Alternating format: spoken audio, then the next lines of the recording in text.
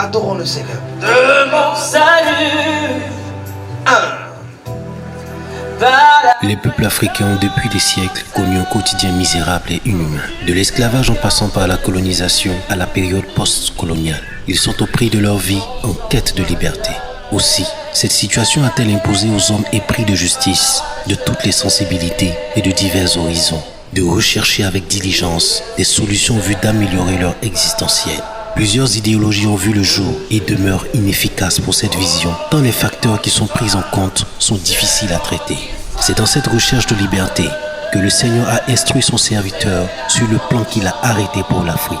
Pour lui, les Saintes Écritures qui constituent le testament de Dieu sont une référence littéraire qui nous donne le passé, le présent et le futur de l'humanité et en particulier celui de l'Afrique. Elle constitue donc le socle de son message. Mieux, leur révélation et les dons prophétiques dont il jouit sont des atouts qui lui permettent d'en parler aisément. Cette conférence est dénommée Schéma Côte d'Ivoire ou Écoute Côte d'Ivoire et le thème est 2021, amorce d'une véritable liberté pour la Côte d'Ivoire et l'Afrique. Ésaïe chapitre 19. Dans son exposé, il donnera les causes de ce chaos et ensuite les dispositions prises par le Seigneur pour enfin et définitivement sortir l'Afrique des geôles de tout genre. Soyez donc attentifs jusqu'à la fin de ce message édifiant et rempli d'espoir que vous livre de la part de Dieu le révérend docteur Rabbi Christian. Alors, on va lire avec moi la Bible dans le livre de Ésaïe. Pour voir la source de la souffrance du peuple africain. Ésaïe chapitre 19.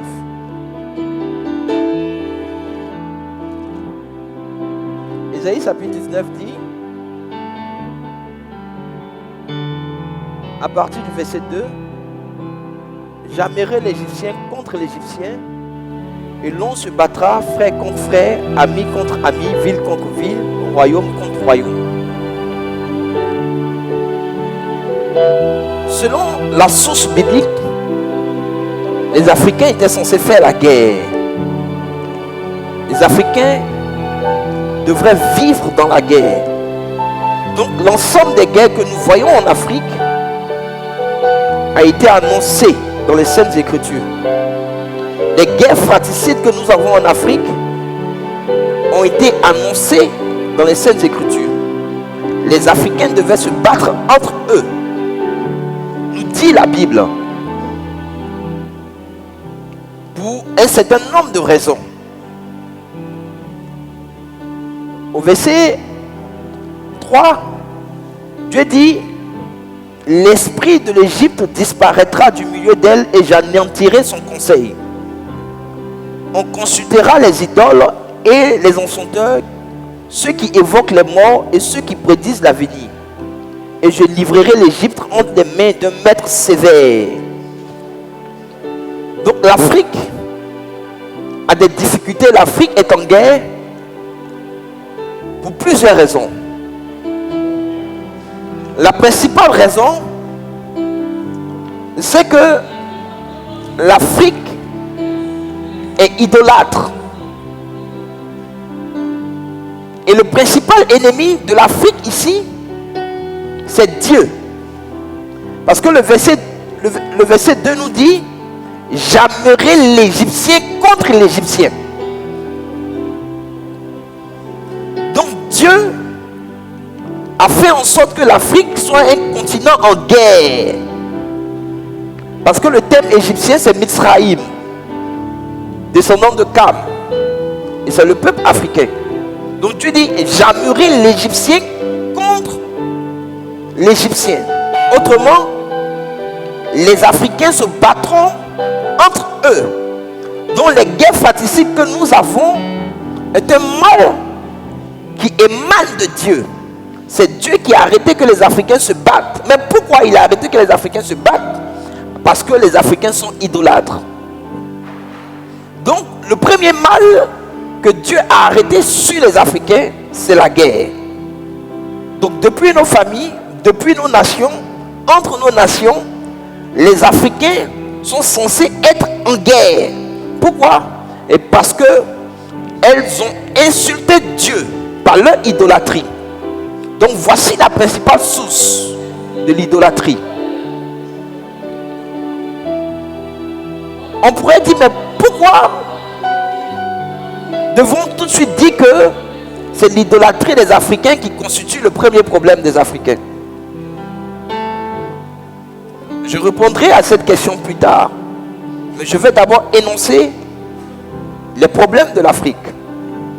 La suite du verset dit au verset 4: je livrerai l'Égypte entre les mains de maîtres sévères. Un roi cruel dominera sur eux, dit le Seigneur, l'Éternel des armées. L'Afrique a pour ennemi Dieu. Donc Dieu livre les Africains à la guerre. Mais Dieu fait en sorte que les Africains ne soient pas libres. Donc Dieu dit qu'il livrera les Africains à un maître sévère et à un roi cruel. Donc à cause de sa rébellion, le peuple africain est soumis par Dieu à un maître sévère, à un roi cruel. Ça veut dire autrement que l'Afrique a été soumise à un roi qui est censé dominer sur elle à jamais. Un roi cruel, un maître sévère, donc un maître qui prend plaisir dans l'écoulement du sang des Africains. C'est pourquoi l'Afrique n'est pas libre. Donc les Africains sont censés être à la suite et à la traîne des autres nations, selon les Saintes Écritures. Le contexte de ce passage, la Bible nous dit: voici l'Éternel est monté sur une nuée rapide et il vient en Égypte. Et les idoles de l'Égypte tremblent devant lui. Et le cœur des Égyptiens tombe en défaillance. Donc le verset 1 confirme le verset 2. Pour dire, c'est à cause de l'idolâtrie. Parce que l'Afrique est idolâtre, qu'elle s'est faite ennemie de Dieu. Alors Dieu va envoyer sur l'Afrique deux mots. Un, la guerre. Deux, le maître sévère, qui est encore le roi cruel. Et pour le définir, ce qu'on peut appeler la métropole, ou le colonisateur, ou ceux-là qui ont pris plaisir en l'écoulement du sang des Africains depuis des centenaires. À commencer par la traître, négrière et autres. Tous les mots que l'Afrique a connus. Mais pourquoi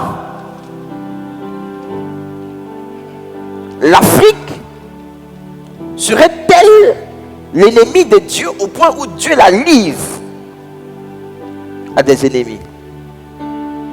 Quand vous lisez la suite, vous allez vous rendre compte que Dieu même dit que le conseil des sages, c'est-à-dire les grands chefs de l'Afrique, autrement les chefs coutumiers, les chefs d'État, tous les sages de l'Afrique ne pourront pas trouver une solution au problème africain. Mais la source, c'est quoi? Pourquoi Dieu en veut autant à l'Afrique? Le verset 18 va nous répondre. Alors je lis le verset 18. En ce temps-là, il y aura 5 villes au pays d'Égypte qui parleront la langue de Canaan. Dans le temps messianique, dans le temps où le verset 1 dit: le Seigneur est monté sur une nuée rapide, il vient en Égypte. Dans la période dans laquelle nous nous trouvons, Dieu dit il y aura en Afrique 5 villes qui parlent la langue de Canaan. C'est quoi la langue de Canaan? Le territoire de Canaan est le territoire qui a été donné au peuple hébreu. Le territoire de Canaan est le territoire qui a été donné au peuple juif. Lorsque Noé avait ses 3 enfants, lorsqu'il était en train de les bénir, il a dit que le territoire de Canaan allait revenir à Sem. Et c'est ce territoire-là que Canaan, qui est la propriété du peuple juif. Donc quand le texte dit ici, il y aura 5 villes au pays d'Égypte qui parleront la langue de Canaan.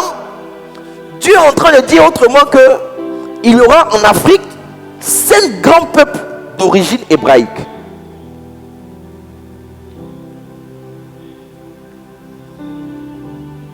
Dieu dit qu'il y aura 5 grands peuples en Afrique d'origine hébraïque, nous dit le verset 18.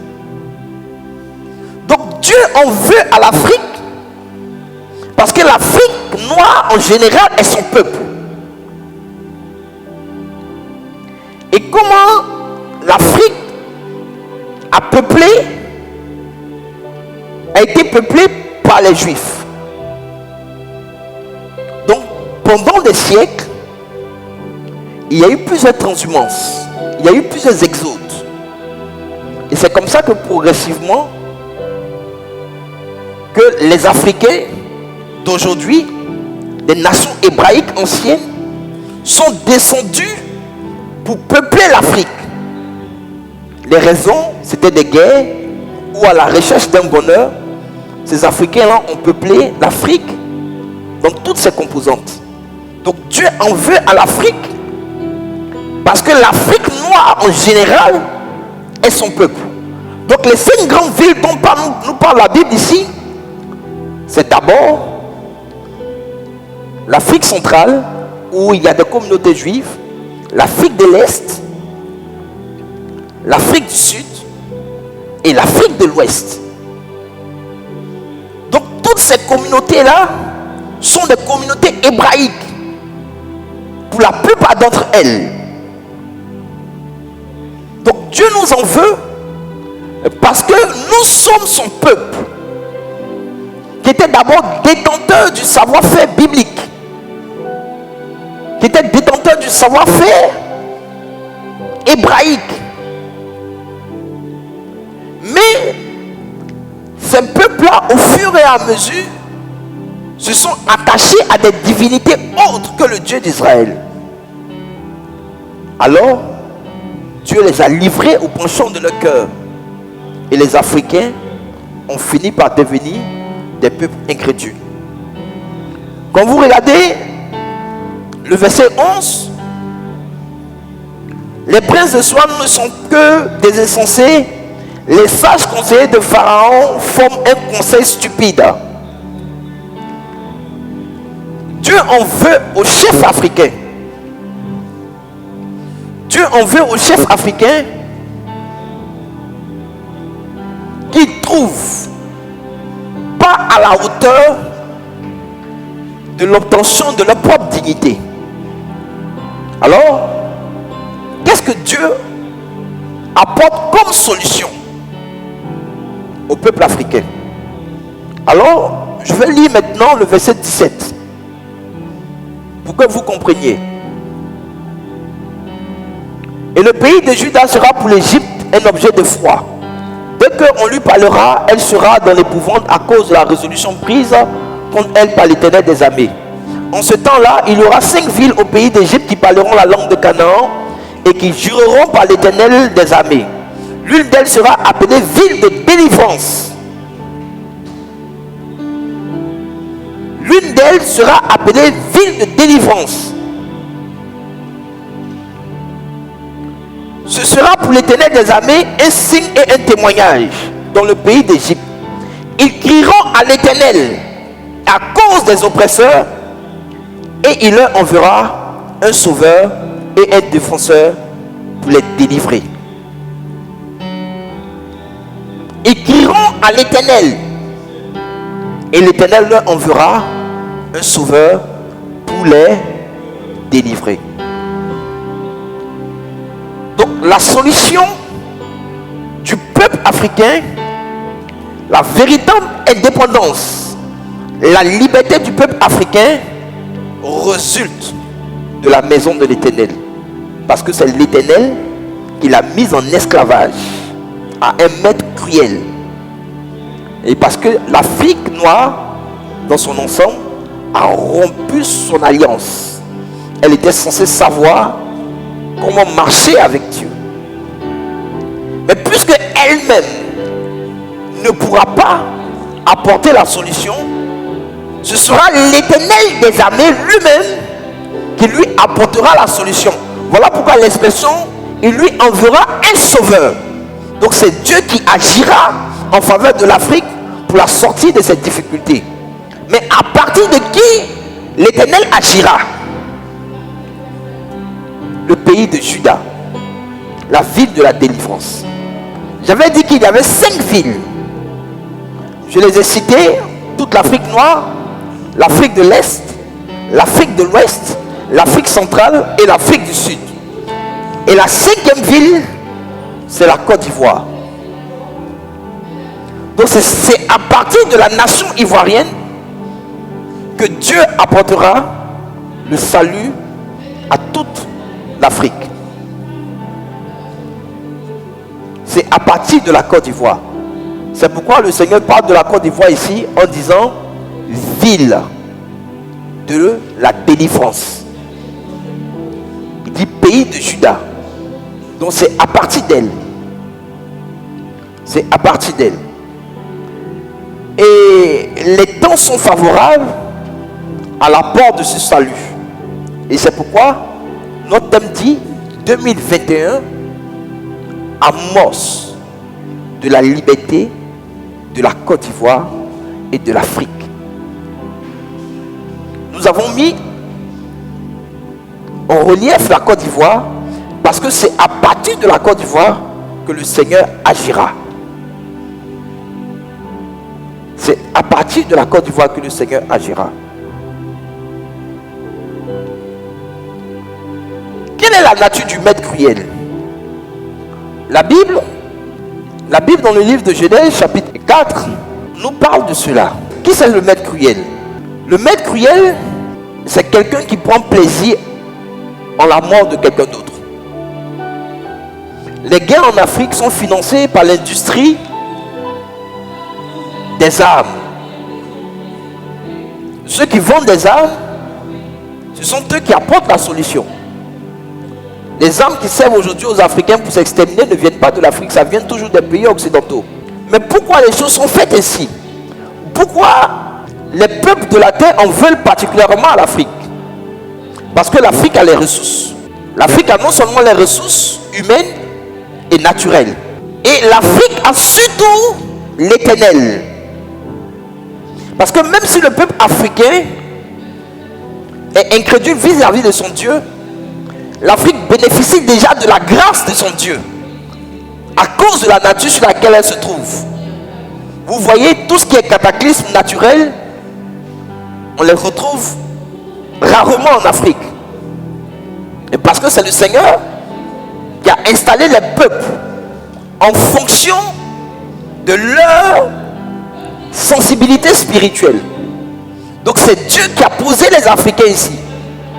Et la plupart des peuples occidentaux savent les origines à cause de la documentation des peuples africains. Pour avoir fait l'esclavage, ils savent l'origine de la plupart des peuples africains. Et aujourd'hui, les Africains sont en train de découvrir leur origine. Donc ils nous en veulent parce que nous sommes d'abord le peuple de Dieu. Et ils prennent plaisir à nous voir nous entretuer. Et ils prennent plaisir à nous voir mourir. Et bibliquement parlant, le premier être qui a commencé à tuer, c'était Caïn. Caïn était celui-là qui avait tué son frère Abel. Mais qu'est-ce qui va se passer avec Lémec? Lémec, c'est le fils, sinon le descendant de Caïn. Le mec vient à la 16e génération après Caïn qui a tué Abel. Quand Caïn va tuer Abel, Dieu va donner une protection à Caïn. Parce que Caïn va se plaindre de ce que son mal serait trop grand. Alors qu'est-ce que Dieu va faire? Dieu va donner un signe à Caïn. Et Dieu va dire à Caïn, Caïn, tu as tué Abel, Mais toute personne qui voudra te tuer, tu seras protégé, tu seras vengé jusqu'à 7 fois. Retenez avec moi le chiffre 7. Caïn, tu seras protégé jusqu'à 7 fois. À la 6e génération, un autre homme naît de Caïn. Et voilà ce qu'il va dire après avoir commis plusieurs meurtres. Lorsqu'il aura ses enfants, à ses épouses, le mec va dire: Caïn a été vengé 7 fois, mais moi les mecs, je serai vengé 77 fois. Retenez avec moi le chiffre 77. Donc Caïn est vengé 7 fois et les mecs est vengé 77 fois. Alors, voici une lignée familiale qui, elle, a la protection de Dieu. Quand bien même elle tuerait. Et parce que Caïn se serait plaint. Mais quand son descendant, le mec, va tuer, lui va exiger également une protection. Et ce n'est pas Dieu qui va lui donner la protection, mais c'est lui-même qui va proclamer la protection. Parce que malgré ses maîtres, sa descendance vit toujours. Donc, les mecs disent que 77 fois, je suis protégé. Et c'est en cela que nous avons le mystère de l'année 2021. Quand le peuple africain, au sortir de la Deuxième Guerre mondiale, a voulu sa liberté, elle a mis en place à partir de l'année 1944 le syndicat agricole africain pour fédérer la lutte. Elle a mis en place ce syndicat. Et c'est à la suite de ce syndicat-là que les indépendances sont arrivées. Pour la plupart d'entre elles dans les années 60. À la fin des années 50 et dans les années 60. Voilà comment le peuple africain obtient son indépendance. Mais une indépendance qui n'est pas une véritable indépendance. Et parce que les peuples africains aujourd'hui voient leur chef d'État enlevé devant eux. On fait des coups d'État. Je pense que le dernier coup d'État, c'est encore ce mois, en Guinée. Après à la Guinée, je sais qu'il y a la guerre au Soudan. D'accord? C'est l'Afrique. C'est planifié. Mais pourquoi 2021 est une date? Parce que depuis que les Africains ont décidé de se fédérer, de se voir comme un peuple, la pensée de se fédérer, la pensée de se mettre ensemble, la pensée de créer un syndicat commun pour la lutte est en fait le réveil d'une identité. Donc depuis 1944 où les Africains ont décidé de s'unir, ils ont eu cette indépendance qui n'est pas réelle. Donc ils sont restés tout de même en esclavage jusqu'à aujourd'hui en 2021. Mais l'année 2021 est intéressante, est une année de liberté, et parce que depuis 1944 où les Africains ont décidé de fédérer leur lutte jusqu'à cette année, nous avons 77 années. Nous avons 77 années. Donc une année pour chaque année où les mecs a osé sortir de sa bouche que Caïn, son père, son ancêtre, son aïeux, son premier aïeux a été vengé 7 fois. Lui, les mecs, à la 6e génération, parce qu'il venait de faire naître la 7e génération, il serait vengé 77 fois. Donc depuis 1944 jusqu'à 2021, nous avons atteint 77 années. Donc ces 77 années clôturent définitivement la largesse, la liberté qu'avait Caïn et sa postérité sur le peuple de Dieu qui est africain. Donc cette année 2021 est une année stratégique que Dieu lui-même a arrêtée pour se souvenir non seulement de son peuple à qui il doit donner la liberté, mais aussi à la maison de Caïn qui, elle, prend plaisir à exterminer le peuple de Dieu. C'est pourquoi nous disons 2021 amorce d'une véritable liberté pour la Côte d'Ivoire et le peuple africain. Parce que la liberté ne vient pas par l'économie. La liberté ne vient pas par nos ressources intellectuelles. L'Afrique a connu toutes sortes d'intellectuels. Nos chefs d'État, nos premiers chefs d'État étaient des intellectuels.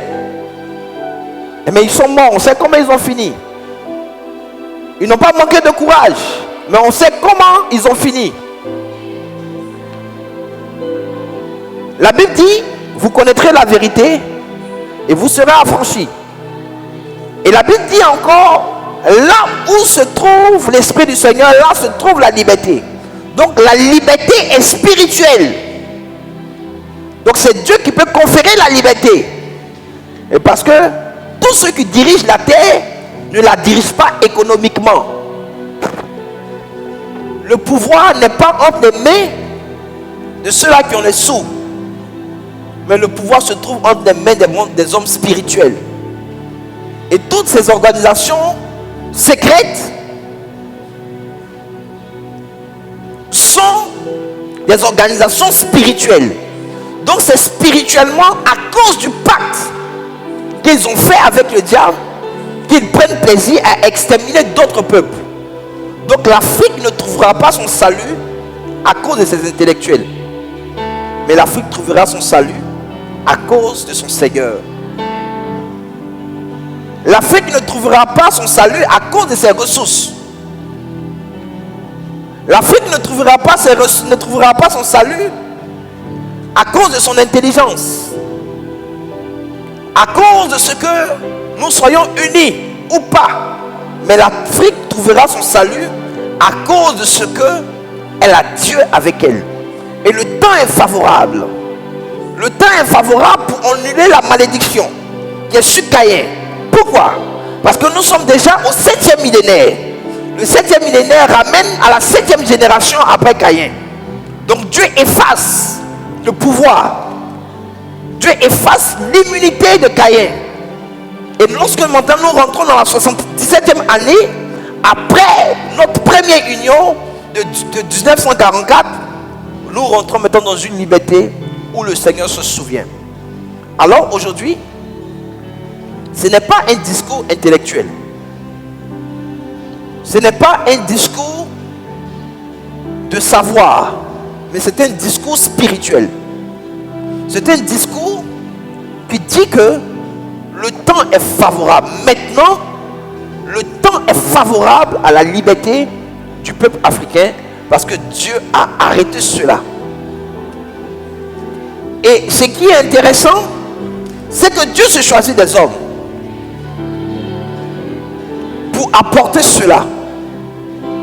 Mais tout cela que Dieu choisit pour le faire, qu'ils sachent qu'ils ne pourront pas le faire s'ils ne sont pas soumis à celui-là qui a arrêté, qu'à partir de cette année, ils soient délivrés.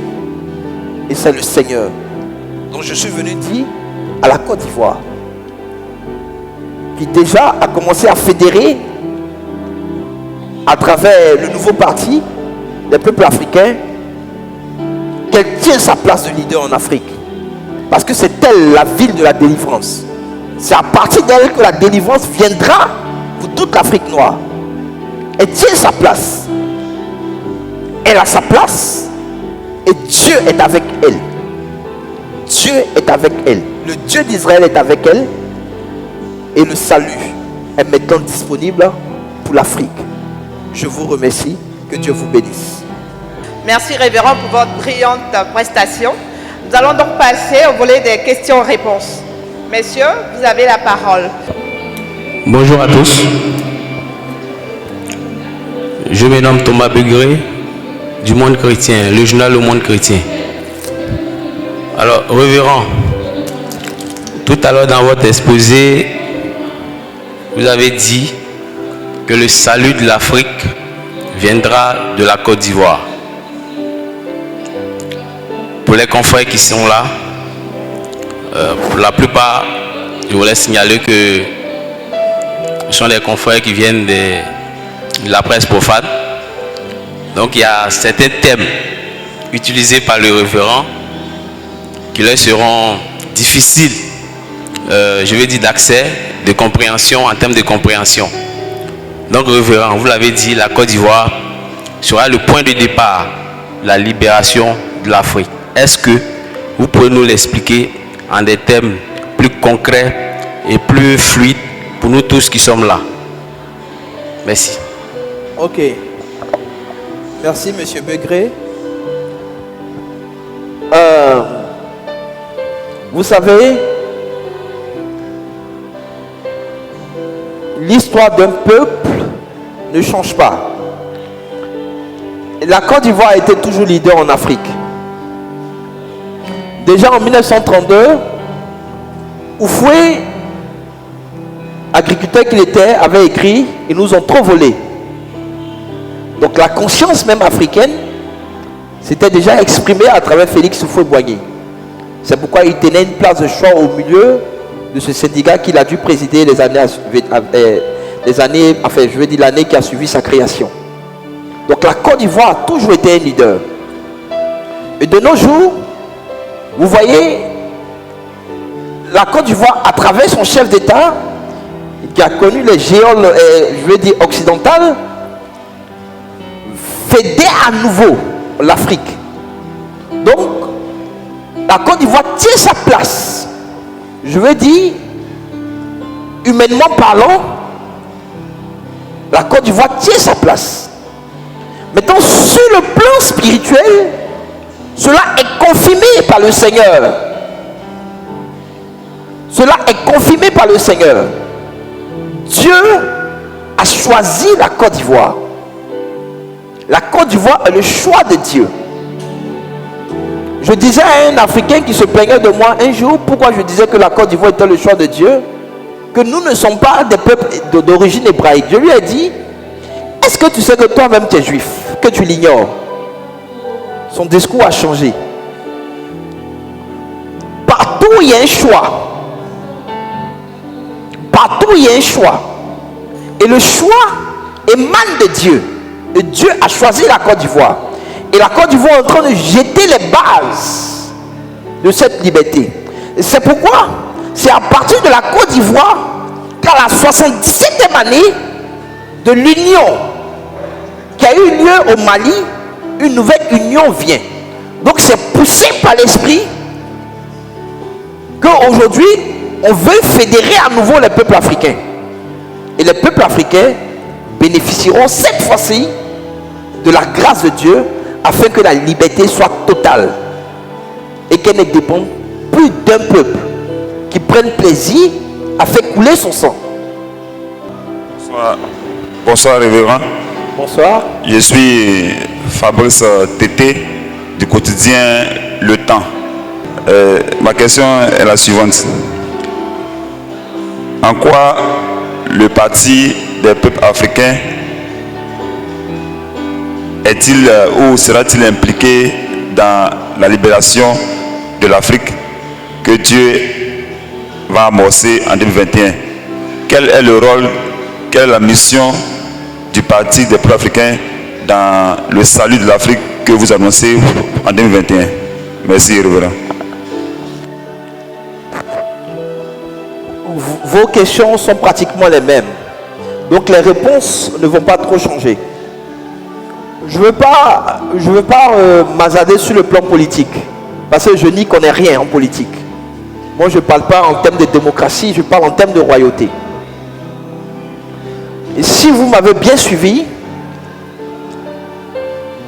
dans mes prédications qui sont sur les réseaux sociaux depuis quelques années, je parle toujours en faveur de la liberté des peuples africains.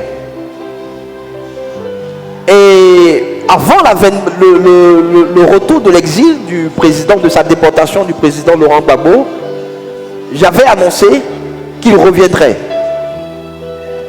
et qu'il reprendrait le pouvoir que Dieu lui avait donné, mais que Dieu l'avait frappé, et parce qu'il s'était trouvé pécheur devant Dieu.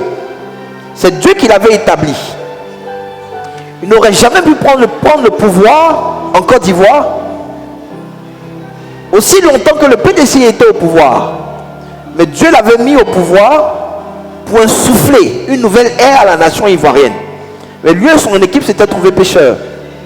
Donc Dieu avait fixé 10 années sur lui afin d'apporter le jugement sur sa maison. Donc ces 10 années étant écoulées, Dieu lui donne encore une inspiration pour mettre en place un parti balancier qui lui maintenant n'a plus le rôle de diriger seulement la Côte d'Ivoire, mais de diriger l'Afrique. Donc son but, c'est de les fédérer. Dieu agira pour le compte du continent en son temps. Le salut ne viendra pas parce qu'ils se réunissent, mais Dieu soufflera un vent pour montrer aux nations. Souvenez-vous que pendant la crise ivoirienne, j'ai dit que mon analyse humaine m'avait dit que la Côte d'Ivoire avait quitté le plan politique. Quand le président Laurent Gbagbo et son équipe disaient: vous êtes venus contre nous avec la France et les États-Unis, nous allons contre vous au nom de l'Éternel des armées, c'est parce que la Côte d'Ivoire ne peut pas faire la guerre à la France. Il est impensable qu'un pays africain puisse tenir ferme contre un pays européen qui a toutes les armes. Donc ils sont intelligents de dire: vous venez contre nous avec la France et les États-Unis, nous on va contre vous au nom de l'Éternel des armées. Et parce que personne ne peut venir à leur secours. Cette idéologie, ils l'ont jusqu'à aujourd'hui. Elle se base sur les différends des nations pour s'attacher aujourd'hui à la Russie. Parce qu'il est impensable qu'une liberté peut venir au peuple africain. Donc, il faut toujours s'attacher à un grand pour bénéficier de son aide. Mais ce n'est pas en s'attachant au grand que le salut viendra pour l'Afrique. Je te parle de ceux-là qui ont invoqué l'Éternel. Jusqu'à présent, l'Éternel ne s'est pas fait voir. Le temps est favorable à ce que l'Éternel se fasse voir. Et c'est ce qui est confirmé par les Saintes Écritures. Il y a la pensée prophétique habituelle, mais il y a également ce que les Écritures disent. Parce que ce que la Bible dit, elle fait toujours.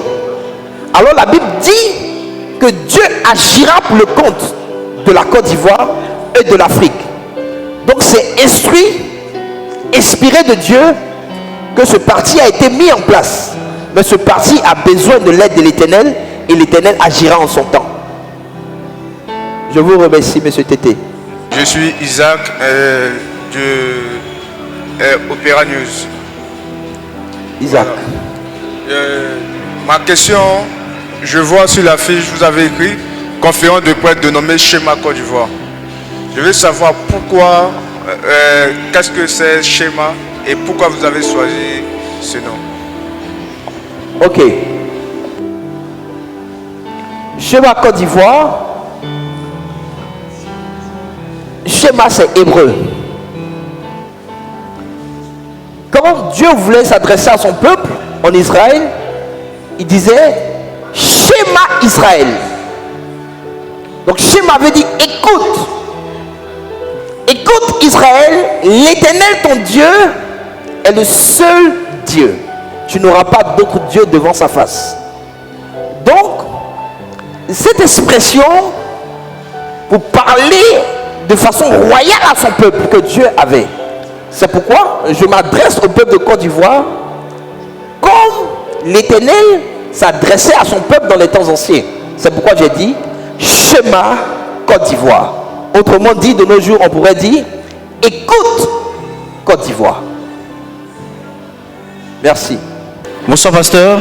Bonsoir. Je me nomme Ange Stéphane Saucier du quotidien Le Nouveau Réveil. Je vais me référer un peu au thème qui a été présenté tout à l'heure par l'homme de Dieu. J'aimerais savoir, par rapport à la libération de la Côte d'Ivoire et de l'Afrique, pour les années à venir, est-ce qu'il y a une possibilité que la Côte d'Ivoire et l'Afrique puissent être libérées sur le plan de la polygamie et aussi du mariage homosexuel? Merci à vous. Vous touchez 2 points. La polygamie et l'homosexualité. D'un point de vue chrétien, pas de polygamie. D'un point de vue chrétien, la polygamie est à proscrire. Mais d'un point de vue judaïque, d'accord, la polygamie a existé.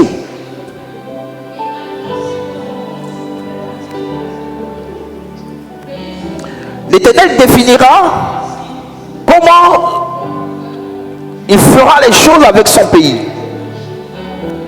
Et parce qu'il aura un renouvellement de beaucoup de choses. Mais nous ne sommes pas pour la polygamie. Toutefois, un polygame qui vient à l'église, on ne lui demande pas de libérer ses autres femmes. Il y a des réalités dans les ménages. Vous allez au village, nos parents sont polygames. Vous venez, les chrétiens que nous sommes, beaucoup sont issus de foyers polygames. Donc il faut de l'intelligence et de la sagesse pour gérer cet aspect. Donc la polygamie est un mode de vie humain, mais qui n'est pas forcément chrétien. D'accord? Mais tant que si on en vient maintenant à l'homosexualité, l'homosexualité n'appartient à aucun régime biblique. C'est à proscrire. Et l'homosexualité est la source de la manifestation de la colère divine. Avec Sodome et Gomorrhe, Dieu envoie toujours sa colère. Donc les gens peuvent s'exprimer comme ils veulent. Ils peuvent penser ou voter des lois, mais ils seront forcément sous la condamnation divine en son temps. Dieu les jugera sévèrement. Je vous remercie. Merci encore, révérend. Si vous avez encore des questions, messieurs, nous pouvons continuer avec le volet questions-réponses. Merci. Révérend, excusez-moi de revenir encore à la charge. Le porteur de ce projet, de ce nouveau parti, c'est Gbagbo. Vous avez dit qu'il a fait 10 ans en prison. À son âge, on l'a vu, il est revenu, il est beaucoup affaibli. Est-ce que c'est forcément lui qui devra porter ce projet de libération de l'Afrique par la Côte d'Ivoire, puisqu'il est fatigué, ou ce sera quelqu'un d'autre de son sillage? Merci.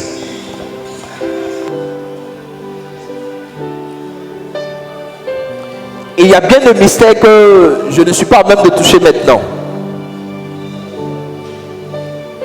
Ce que vous devez savoir, Dieu fait grâce à l'aigle. L'aigle qui vieillit est rajeuni. Ce que j'ai dû constater de loin avec le président Gbagbo, il n'a pas la même forme lorsqu'il quittait l'Aïe.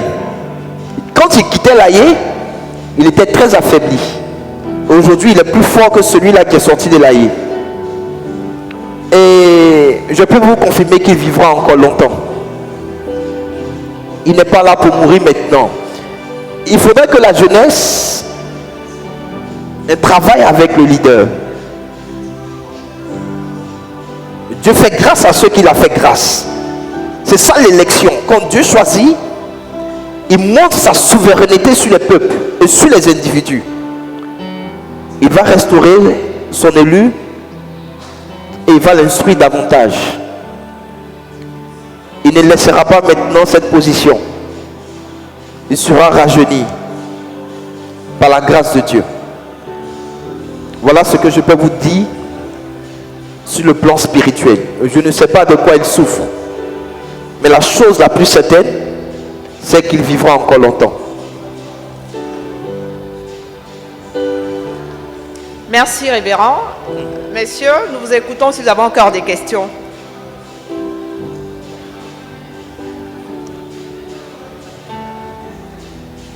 Révérend, excusez-moi de revenir encore sur les 77 années dont vous avez parlé tout à l'heure dans votre exposé. En 1944, il y a eu le syndicat national agricole, bien ça. Syndicat africain. Syndicat agricole africain. Et relativement au PPAC, on avait attribué les mêmes missions, je peux m'exprimer ainsi, les mêmes missions à ce syndicat-là. Et 77 ans après, on voit ce qui s'est passé. Les objectifs fixés n'ont véritablement pas été atteints. Aujourd'hui, c'est le PPAC. Et selon les révélations que le Ténèbre vous a faites, c'est ce parti-là qui va porter la libération de l'Afrique à partir de la Côte d'Ivoire. Est-ce que véritablement toutes les conditions sont réunies pour qu'on puisse arriver à cette libération véritable, vu qu'il y a eu déjà un premier projet qui a échoué? Écoutez,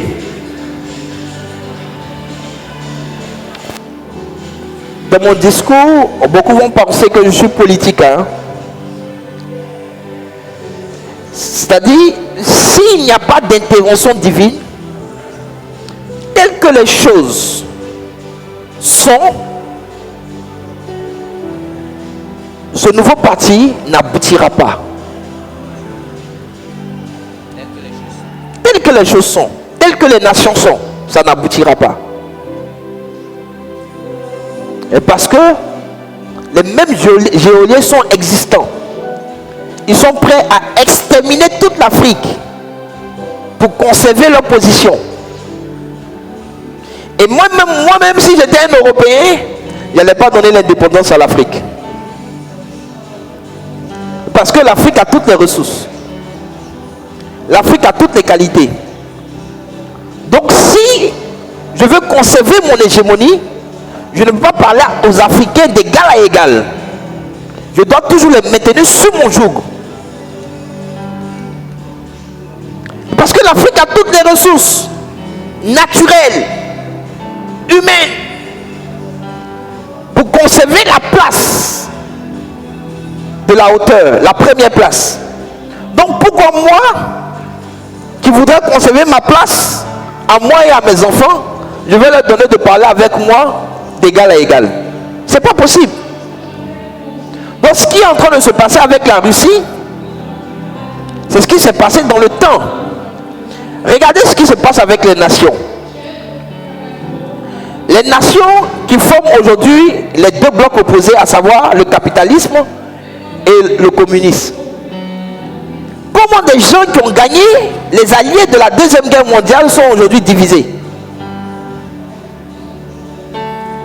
La Russie était l'allié des États-Unis, de la France, du Royaume-Uni. Mais aujourd'hui, ce sont eux qui se sont divisés.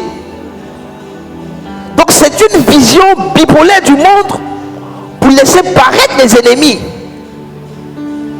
Regardez ce qui s'est passé en 2011 lors de l'arrestation de Laurent Gbagbo. Le monde était content parce que la Russie allait prendre la tête de l'ONU. Mais lorsque la résolution a mis la Russie à la tête de l'ONU, c'est là que Gbagbo est tombé. Il n'y a aucune nation occidentale qui peut donner la liberté aux Africains. Les uns travaillent de façon ouverte comme des ennemis et les autres travaillent en matière de traîtrise.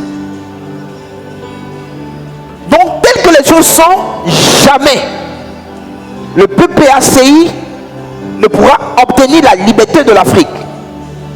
Le PPACI se positionne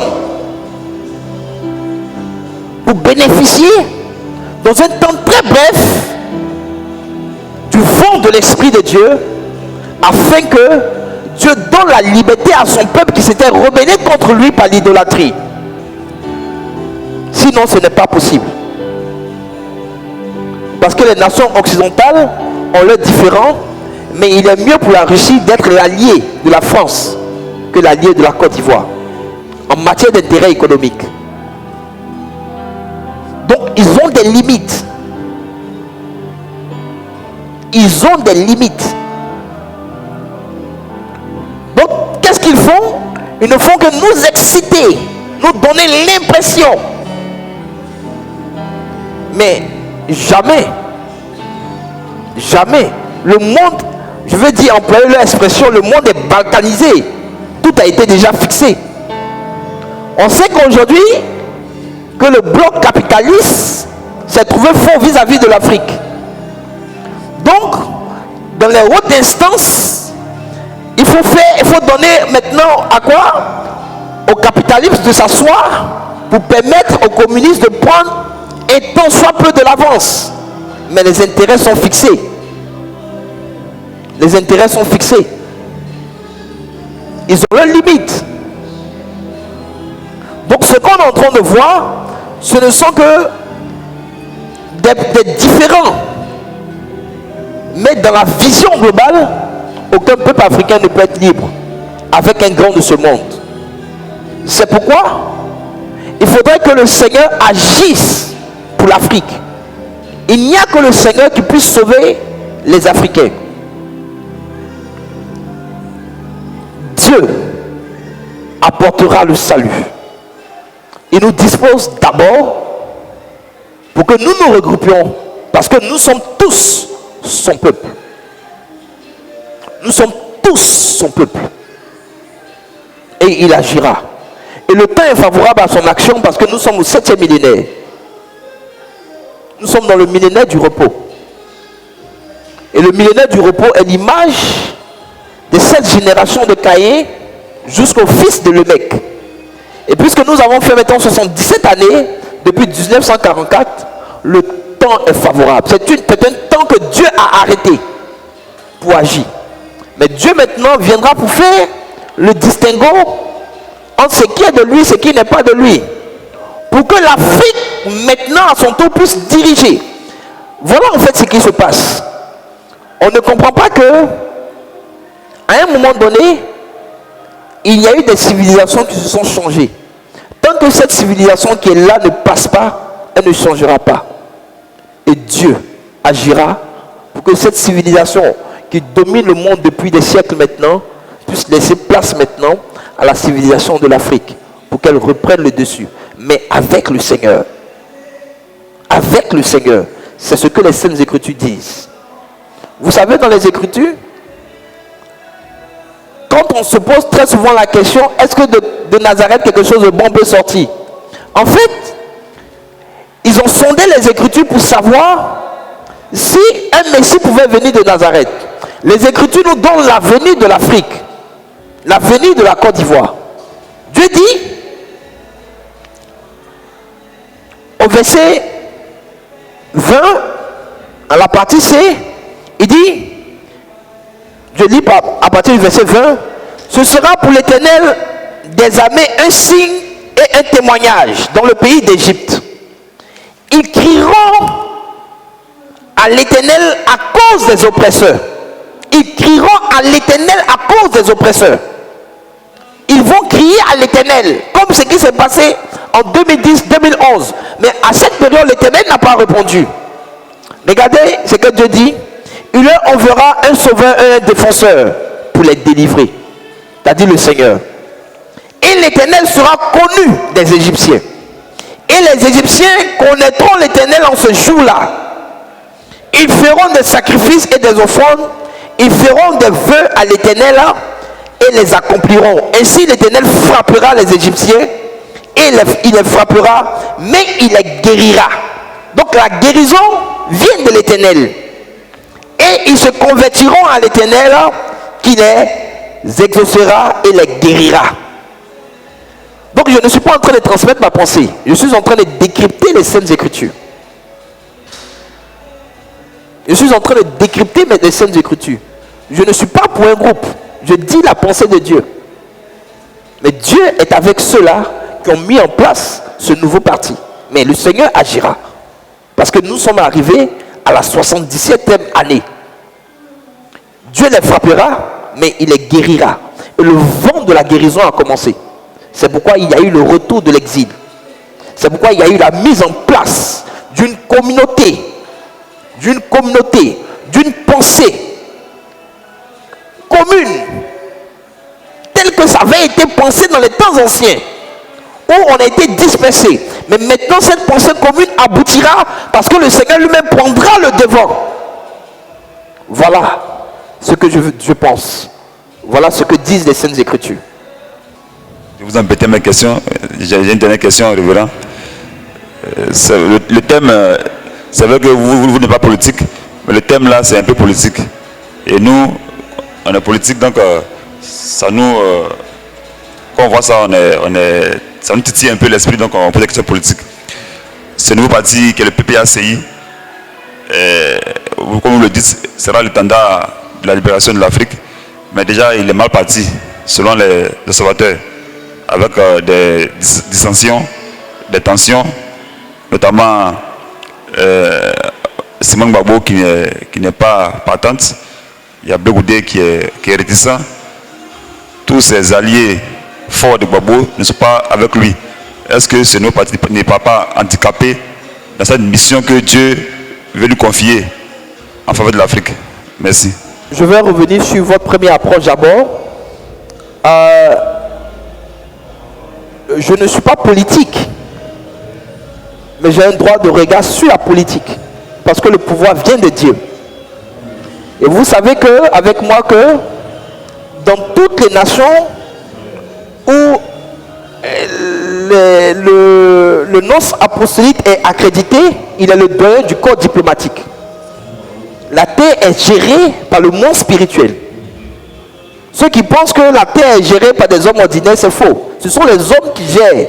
Et donc moi, je tiens ma place au milieu des politiques pour leur donner l'orientation de Dieu. Mais je viens avec un esprit grand, supérieur à celui-là qui avait existé.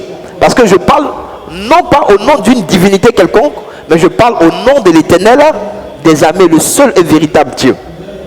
Alors pour répondre, il faut qu'il y ait des dissensions. Il faut qu'il y ait des palabres. Il faut qu'il y ait des divisions. Et parce que quand il y a le groupe, on ne sait pas le choix de Dieu.